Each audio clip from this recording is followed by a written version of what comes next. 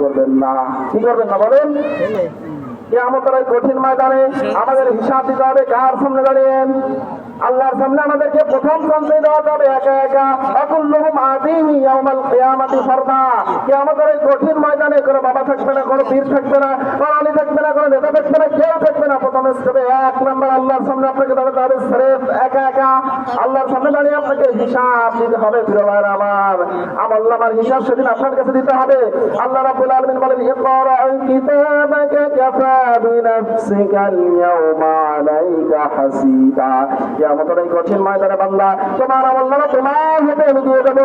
আমলনামাগুলো বান্দা তুই পড়তে থাকবি, আমলনামাগুলো পড়তে বান্দা দেখবি আমলনামার ভিতরে যত ছোট গুনাহ যত বড় গুনাহ সব গুনাহ লিপিবদ্ধ আছে বান্দা। কিয়ামতের এই কঠিন ময়দানে আমার আমলনামাগুলো অন্য কারো পড়ে হিসাব দেওয়া লাগবে না, তুমি নিজেই তোমার আমলনামা পড়ে হিসাব দেওয়ার জন্য যথেষ্ট হয়ে যাবে। দ্বিতীয় কোনো ব্যক্তি লাগবে না। সেই দিন বান্দা আমলনামা পড়বে, ডাক দিয়ে বলবে ওয়াউদিয়াল কিতাব ফাতারাল মুজরিমিনা মুশফিকিনা মিম্মা ফি ওয়া ইয়াকুলুনা ইয়া ওয়াইলাতানা মা লিহাযাল কিতাব লা ইউগাদিরু সাগীরাতান ওয়ালা কাবীরাতান ইল্লা হাসাহা। সম্মানিত ভাইরা আমার, বান্দা আমলনামাগুলো পড়তে থাকবে। মুসলিম পাপিষ্ঠ বান্দারা তারা পড়ে দেখে দেখে বলতে, রব্বুল আলামিন কি আশ্চর্য কিতাব দিলে! এই কিতাবের ভিতরে না কোনো ছোট গুনাহ না কোনো বড় গুনাহ, এমন কোনো গুনাহ নাই। রব্বুল আলামিন বাদ করেছে, সব গুনাহ এর ভিতরে আছে। আল্লাহ কি আমার আশ্চর্য কিতাব তুমি আমাদেরকে দিলে! সেই দিন বলবে রব্বুল আলামিন, আমি তো এই যে সুদ খাই নাই, এই যে ঘুষ খাই নাই, এই যে অন্যায় করি নাই, অত্যাচার করি নাই, এই সমস্ত গুনাহ কি কারণে আমার আমলনামায়? রব্বুল আলামিন সেদিন বলতেন, তুমি সুদ খাও নাই, কিন্তু আমার মানুষের কর্তৃত্ব নেতৃত্ব মেনে চলেছিলে, যারা সুদের পক্ষে চলে তাদের সাথে ছিলে। তুমি ঘুষ খাও না, কিন্তু ঘুষ খাওয়াকে তুমি তলে তলে সাপোর্ট দিয়েছিলে। তুমি আমার মানুষের কর্তৃত্ব নেতৃত্ব মেনে চলেছিলে, যেই কারণে কি আজকে তোমার আমলনামায় এই গুনাহগুলো লিপিবদ্ধ হয়ে গেছে। তুমি জীবনে বান্দা আমি জানি জেনা করো নাই, কিন্তু তুমি এমন লোকের সাথে ছিলে, এমন পরিবেশ তুমি কায়েম করে দিয়েছিলে যাতে জেনা সমাজের ভিতরে কায়েম হয়ে যায়। এই কারণে তোমার আমলনামায় জেনার গুনাহ। আমরা কিছুদিন ধরা খেয়ে দেবো না সবাই বলেন? এই জন্য আমাদের দ্বিতীয় নম্বর স্টেপে রব্বুল আলামিন ডাক দেবেন, ইয়াউমা নাদউ কুল্লা উনাসিন বিইমামিহিম। রব্বুল আলামিন সেই সময় আমাদেরকে ডাক দেবেন প্রত্যেকের নেতার সাথে। কিসের সাথে বলেন? এখন আল্লাহর কোরআন বলে নেতার সাথে, আর নেতার কথা বলতে গেলে রাজনৈতিক বিষয় আসবে কি আসবে না বলেন? যারা বলে কোরআনের রাজনীতির কথা নাই, ওরা কোরআন পড়েই না। ওরা কি করে না বলেন? ওরা কোরআন পড়েই না। কোরআনের ভিতরে এমন কোন কথা নাই যেগুলো আল্লাহ রাব্বুল আলামিন এই কোরআনের ভিতরে বর্ণনা করেন নাই।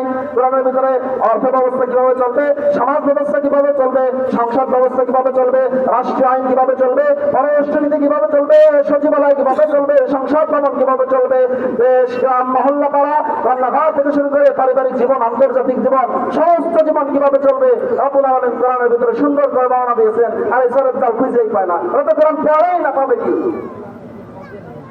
কোরআন পড়ে না। কারণ কোরআনের আইন যদি এই সমাজের ভিতরে, এই দেশের ভিতরে কায়েম হয়ে যায়, তাহলে এরা যে লুটপাট আর অন্যায় অত্যাচার করে মানুষের উপরে, এইগুলো এরা করতে পারবে না।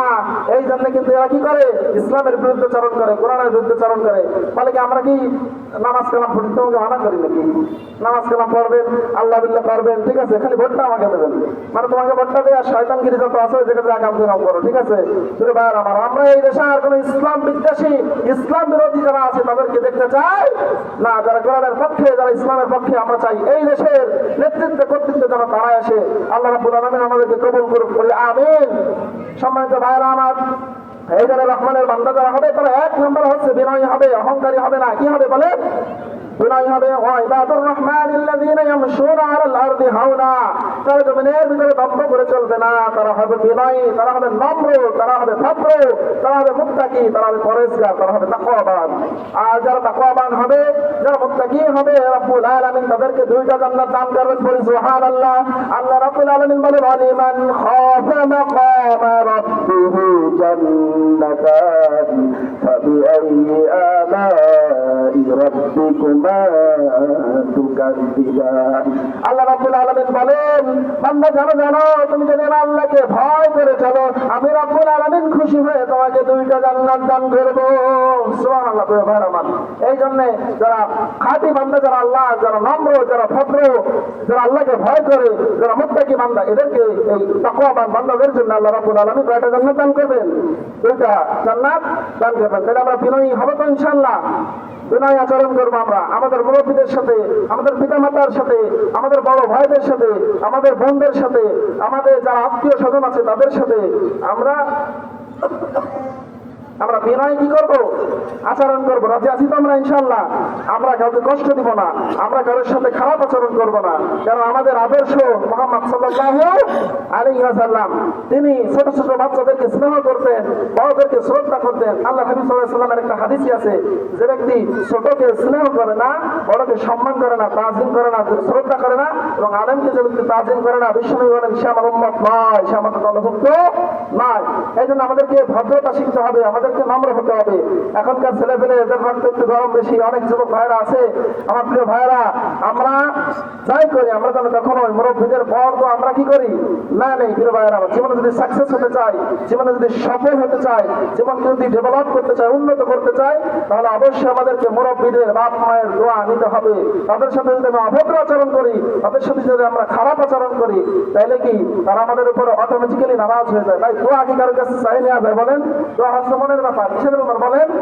আপনার আচরণ, আপনার বাপ মায়ের আচরণই বলে দেবে। আপনার আচরণে আপনার বাপ মা আপনার উপর সন্তুষ্ট থাকবে, অটোমেটিক দোয়া হবে। কি হবে বলেন? এখন আপনার বাপ মা এমন ভাবে কথাবার্তা বলে, আপনি কোনো কথাই শোনেন না। পিতা মাতা অবাধ্য সন্তান, আপনি যতই বলেন মা দোয়া করো, দোয়া কি করবে? করবে না। প্রিয় ভাইরা আমার, আল্লাহ হাবিব সাল্লাল্লাহু আলাইহি ওয়াসাল্লাম বলেন হুমা জান্নাতুকা ওয়া নারুকা, সাবধান, বাপ মা তোমার জান্নাত, বাপ মা তোমার জাহান্নাম। এই জন্য বাপ মার সাথে ভালো আচরণ করতে হবে, ভদ্র আচরণ করতে হবে, বাপ মার খেদমত করতে হবে। আল্লাহ রাব্বুল আলামিন কোরআনে কারিমের ভিতরে বলেন মা রাব্বুকা আল্লা তা'বুদু ইল্লা ইয়্যাহু ওয়া বিল ওয়ালিদাইনি ইহসানা। বান্দা আমি রাব্বুল আলামিনের ইবাদত করবা, ইবাদত করার পরে খেদমত করবা। পিতামাতার কার খেদমত করবে? কার? পিতামাতার খেদমত করবে। এই কথা রাব্বুল আলামিন বলেছেন। এই জন্য আমরা যারা আছি অবশ্যই পিতামাতার খেদমত করার দরকার আছে কি নাই?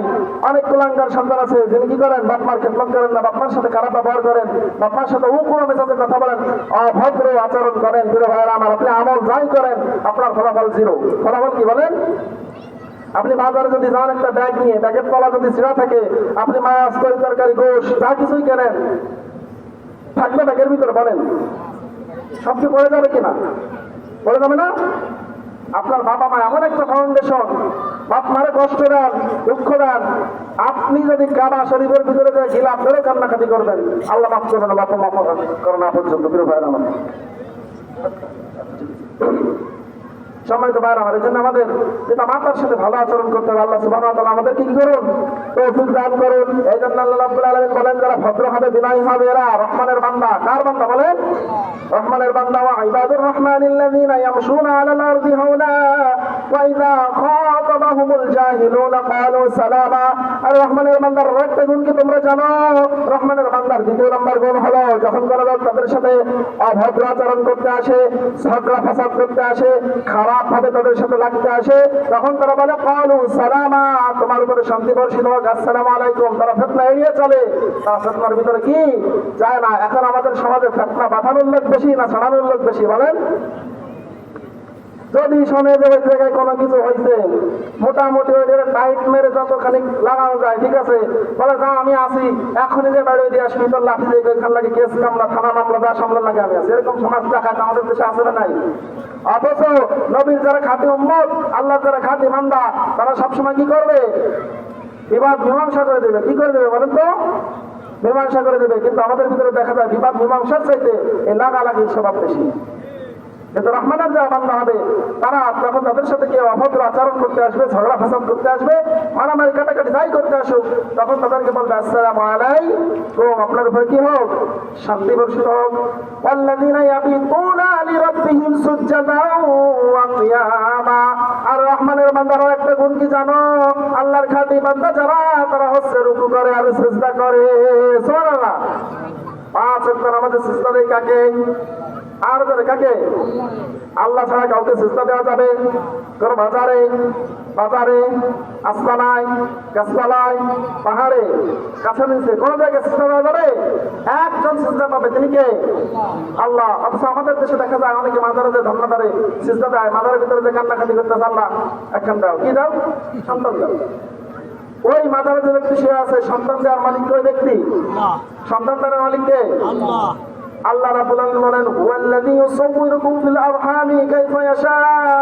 মাতৃগর্ভে যে সন্তান আসে, আমি আল্লাহ নিজে তার আকৃতি প্রদান করি। সুবহানাল্লাহ। আল্লাহ রাব্বুল আলামিন বলেন, আমি আল্লাহ রাব্বুল আলামিন কাউকে পুত্র সন্তান দান করি, কাউকে মেয়ে সন্তান দান করি। আমি আল্লাহ রাব্বুল আলামিন কাউকে পুত্র এবং মেয়ে উভয় দেই, ছেলে উভয় দেই। আমি আল্লাহ রাব্বুল আলামিন কাউকে কিছুই দান করি না। আমাদের সমাজে চার ক্যাটাগরি বিদ্যমান কিনা বলেন? কারো শুধু ছেলে আছে কিনা? কারো শুধু মেয়ে আছে কিনা? আবার কারো ছেলে মেয়ে উভয় আছে কিনা? আর একজন কিছুই নাই, এরকম কি আছে কিনা? ভাইয়ান আমার, এই জন্যে সিজদা দিতে হবে আল্লাহকে। কোন পীর বাবার কাছে মাজারে সিজদা দেওয়া যাবে না। যদি আপনি সিজদা দেন, তার কাছে কিছু চান, আপনি সঙ্গে সঙ্গে শিরিক করলেন, মুশরিক হয়ে গেলেন, আপনার ঈমান চলে গেল। পীর ভাইয়ান আমার, শিরিকের কোন মারাত্মক গুনাহ। আল্লাহ কোরআনের কারীমের ভিতরে বলেন, ইন্নাল্লাহা লা ইয়াগফিরু আন ইউশরাকা বিহি ওয়া ইয়াগফিরু মা দুনা যালিকা লিমান ইয়াশা ওয়া মান ইউশরিক বিল্লাহি ফাকাদ ইফতারা ইসমান আযীমা। যে ব্যক্তি শিরিক করলো, সে বড় ধরনের জুলুম করলো। আর এই শিরিকের গুনাহ আমি আল্লাহ রাব্বুল আলামিন কখনো ক্ষমা করি না। শুধু তাই নয়, শিরিক ছাড়া যে গুনাহ আছে, আমি আল্লাহ যাকে ইচ্ছা তাকে খুশি মনে ক্ষমা করে দেবো। এটা আল্লাহর ইখতিয়ার, আল্লাহ কাকে ক্ষমা করবেন কি করবেন না। কিন্তু শিরিকের গুনাহ মারাত্মক গুনাহ। আমাদের সমাজে ছোট শিরিক, বড় শিরিক, মাঝে শিরিক, সাজে শিরিক, নোয়া শিরিক, ওরা এমন এমন শিরিক আমরা করে ফেলি। এটা এত ক্লাসিফিকেশন করলাম, হাদিসের ভাষায় এরকম সাইজে মেজে নাই, কিন্তু ছোট বড় কি আছে পুরো ভাইয়ের আমার। আমরা শিরিক এমন আকারে করি, কারণ কি আমরা বাজার থেকে ওষুধ কিনে আনলাম, আমরা বলে ফেলি কিন্তু কথায় কথায়। আমি না বুঝে বলি, আমরা বুঝে বলি, বলি কি এই ওষুধ না খালি তুই বাঁচ রে বাপু, তোর ওষুধ এই না খালি, ওষুধ না খেলে তোমার এই রোগ জীবনেও কি করতো না, সারতো না। ভাই, ঔষধ রোগ সারায় না, আল্লাহ রোগ সারায়। কিন্তু এই ঔষধ খাইতে হবে, এটা সে পাঠে শুন না, চিকিৎসা নিতে হবে, কিন্তু বিশ্বাস করতে হবে কার উপরে? আল্লাহ। আমি ঔষধ গ্রহণ করলাম, আমাকে কি দান করো? শেফা দান করো। না রে, ঔষধ না খালি কাজ হতো না, এগুলো বলার সুযোগ কি আছে? আল্লাহ রাব্বুল আলামিন সুস্থ না করলে কাজ হতো না। কথা বলেন ঠিক কিনা? এই জন্য আমরা রহমানের যারা বান্দা দাবি করি, তারা 5 ওয়াক্ত নামাজ সময় মতো মসজিদে এসে পড়বো ইনশাআল্লাহ।